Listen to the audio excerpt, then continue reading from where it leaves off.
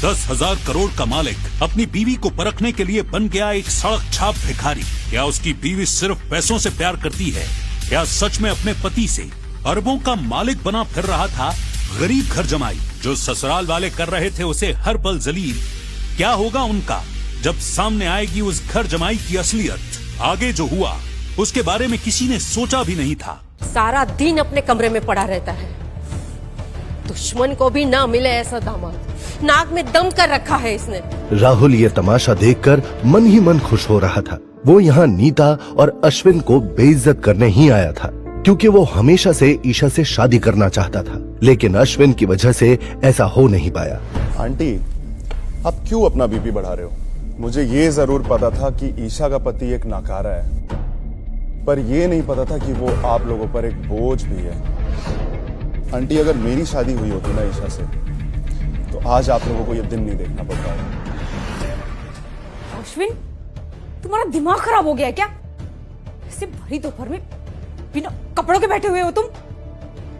जल्दी से कपड़े पहनो और बाहर आओ, नीचे गेस्ट आए हुए हैं। रिया अभी भी अश्विन पर चिल्ला रही थी। वही राहुल के दिल को ये सब देखकर सुकून मिल रहा था। उधर नीता का चेहरा गुस्से से लाल हो गया। तभी अश्विन कपड़े पहनकर नीचे आया। रुक जाओ, खड़े रहो वहीं चुपचाप। अश्विन चुपचाप खड़ा हो गया। राहुल ने उसे ऊपर से नीचे तक घूर कर देखा। तो ये है वो नाकारा, मेरा मतलब है राज दुलारा, जिसके लिए ईशा ने मुझे छोड़ दिया। मुझे तो लगा था कि कोई हैंडसम हंक होगा, लेकिन ये तो बेचारी ईशा, पता नहीं उसने क्यों इस गरीब और गूंगे से शादी कर ली। राहुल लगातार अश्विन के बारे में उल्टा सीधा बोले जा रहा था। वही बगल में नीता और रिया दोनों चुपचाप खड़े सब सुन रहे थे। उधर अश्विन बस एक टक राहुल को देख रहा था। आंटी, मेरे घर एक सर्वेंट की जरूरत है, अगर आप कहें तो मैं मम्मी से इसके लिए बात करूं? इतना कहते ही राहुल जोर जोर से हंसने लगा। लेकिन नीता के चेहरे पर अभी भी गुस्सा साफ साफ दिखाई दे रहा था। उसे लग रहा था कि अश्विन के कारण ही उन्हें ये सब सुनना पड़ रहा है। क्या नाम बताया?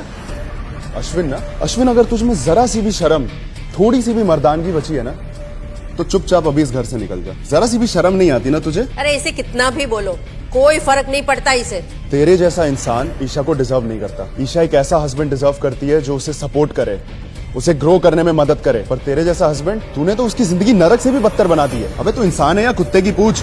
राहुल आज अपने मन की पूरी भड़ास अश्विन पर निकाल रहा था। उसने अश्विन को जलील करने और छोटा दिखाने में कोई कसर नहीं छोड़ी। आज राहुल के सामने वो इंसान खड़ा था जिसने उसका ईशा से शादी करने का सपना कभी हकीकत नहीं बनने दिया। ये ले 5 लाख रुपए का चेक। तुझ जैसे गरीब के लिए बहुत बड़ी अमाउंट है। अब ये ले और चुपचाप यहाँ से निकल।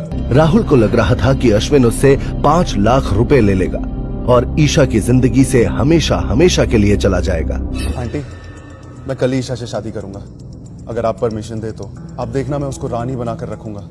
नीता ने हल्के से हाँ में सर हिला दिया। ये देखकर राहुल बहुत एक्साइटेड हो गया, लेकिन अश्विन अभी भी वहीं खड़ा था। ये देखकर अब राहुल को उस पर गुस्सा आने लगा। अबे तूने सुना नहीं? निकल यहाँ से। इसलिए उसने अश्विन की कॉलर पकड़ी और बाहर की तरफ खींचने लगा। काफी देर तक कोशिश करने के बाद भी जब राहुल अश्विन को जरा सा भी हिला नहीं पाया, तो उसने अश्विन के चेहरे पर एक पंच मारने की कोशिश की। ये देखकर रिया और नीता दोनों की चीख निकल गई। राहुल, राहुल! रिया और नीता दोनों राहुल की तरफ भागी, लेकिन इसके बाद जो हुआ वो देखकर दोनों की आंखें फटी की फटी रह गई और अपने एक हाथ से राहुल के गले को पकड़ लिया। राहुल का पूरा चेहरा लाल हो चुका था। वो चिल्लाने की कोशिश कर रहा था, लेकिन उसके मुंह से आवाज नहीं निकल रही थी।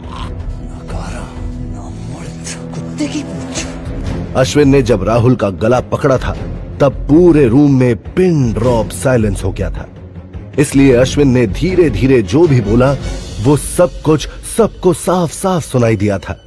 अश्विन के मुंह से ये सब सुनकर नीता और रिया हैरान रह गई थी। ये बोल सकता है? दोनों को अपने कानों पर विश्वास ही नहीं हो रहा था। वो दोनों बस एक टक अश्विन को देखे जा रही थी। अश्विन का ध्यान राहुल की तरफ नहीं था। इसी का फायदा उठाकर राहुल ने बगल में रखा टेबल वेज उठाए और अश्विन के सर पर मार दिया, लेकिन अश्विन ने एक बार फिर खुद को बचा लिया। तू मुझे मारने की कोशिश कर रहा था? हाँ, अश्विन की आंखों में गुस्सा साफ नजर आ रहा था। उसने जिस हाथ से राहुल की गर्दन पकड़ रखी थी, उसी हाथ से उसे जमीन से 3 फीट ऊपर उठा दिया। राहुल की आंखें लाल हो चुकी थी, उसके माथे पर पसीना आने लगा था। मैं चुप था, शांत था, तो कुछ भी बोले जा रहा था। हाँ? धीरे धीरे राहुल का दम घुट रहा था। ऐसा लग रहा था जैसे आज उसकी जिंदगी का आखिरी दिन हो। अश्विन को ऐसे देखकर नीता बहुत डर गई थी। अश्विन, ये क्या कर रहे हो? छोड़ो उसे। देखो तुम गलत कर रहे हो।